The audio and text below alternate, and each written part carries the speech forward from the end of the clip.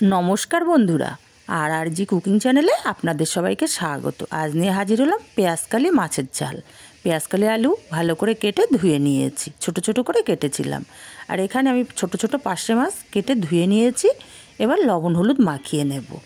আমি দিয়ে দিচ্ছি অল্প পরিমাণে লবণ আর অল্প একটু হলুদ। এই পেঁয়াজকালি কিন্তু যে কোনো ছোটো মাছ দিয়ে ঝাল করলে দারুণ লাগে খেতে। আমি ছোটো মাছ বলতে ছোটো পার্শে মাছই পেয়েছি, তাই দিয়েই রান্নাটা করছি।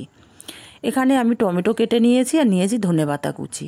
এখানে কিন্তু আমি খুব বেশি মশলা ব্যবহার করব না। উনুনে কড়াই বসিয়ে গরম করে তেল দিয়ে দিচ্ছি। তেলটা গরম করে একটু লবণ দিয়ে দিচ্ছি, তাহলে আমার মাছগুলো ভাজতে গেলে কড়াইয়ের গায়ে লেগে যাবে না। তেলটা ভালো করে কড়াইয়ের গায়ে ছড়িয়ে দিলাম। এবার একে একে মাছগুলো আমি তেলের ওপরে দিয়ে দেবো।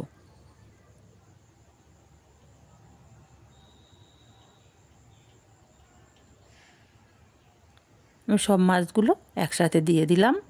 মাছগুলো আমি উল্টে পাল্টে একটু কড়া করে ভাজবো। এই রান্নাটা মাছগুলো একটু কড়া হলে বেশি ভালো লাগে খেতে।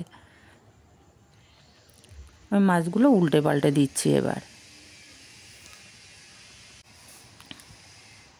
তো বন্ধুরা, আমার রেসিপিগুলো ভালো লাগলে অবশ্যই আমার চ্যানেলটি সাবস্ক্রাইব করার অনুরোধ রইল। আর একটি লাইক, কমেন্ট ও শেয়ার করতে ভুলবেন না আপনার কাছের বন্ধুবান্ধবদের কাছে। মাছগুলো দেখুন উল্টে পাল্টে ভেজে নিচ্ছি ভালো করে।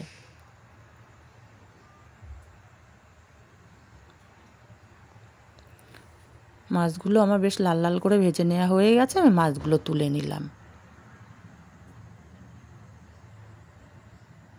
এবারে এই তেলের মধ্যে আমি ফোড়নে দেব একটু পাঁচফোড়ন। যেহেতু পেঁয়াজকালির সঙ্গে কিন্তু পাঁচফোড়নের গন্ধটা খুব সুন্দর লাগে।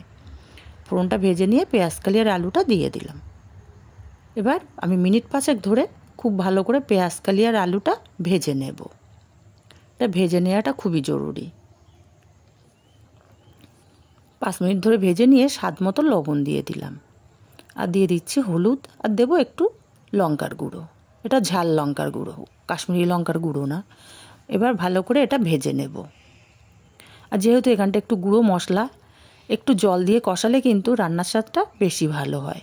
তাই আমি একটু জল দিয়ে দিলাম। জল দিয়ে মশলাটা আর পেঁয়াজকালি আলুটা আরও মিনিট 2 কষিয়ে নেব। ভালো করে কষিয়ে নিয়ে পরিমাণ মতো জল দিয়ে দিচ্ছি।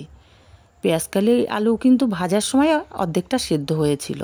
এখানে খুব বেশি জলের দরকার পড়বে না, অল্প করেই জল দিলাম আমি।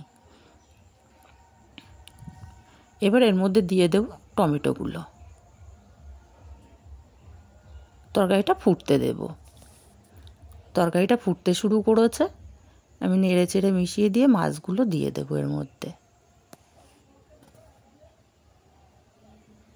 মাছগুলো দিয়ে ভালো করে নেড়ে চেড়ে মিশিয়ে দিচ্ছি। আরও মিনিট 3 আমি ফুটিয়ে নেব মাছগুলো দিয়ে, যাতে মাছের মধ্যে পেঁয়াজকালি আলুর যে একটা ফ্লেভার আছে সেটা যেন পুরোপুরি ঢুকে যায়, আর মাছগুলোও যেন ভালোভাবে সেদ্ধ হয়ে যায়। 3 মিনিট পরে আমি একটু নেড়ে দিলাম। আমার তরকারিটা একদম রেডি হয়ে এসছে। এবার ওপর থেকে আমি ধনেপাতা কুচি ছড়িয়ে দেব। ধনেপাতা কুচিটা দিয়ে আমি নেড়ে চেড়ে মিশিয়ে নামিয়ে নেব। আর তৈরি হয়ে গেল আমার পেঁয়াজকালি আলু দিয়ে চুনো মাছের চচ্চড়ি বা ঝাল, যেটাই বলেন না কেন। এটা গরম ভাতে বা ঠান্ডা ভাতে খেতে কিন্তু একটা দারুণ লাগে।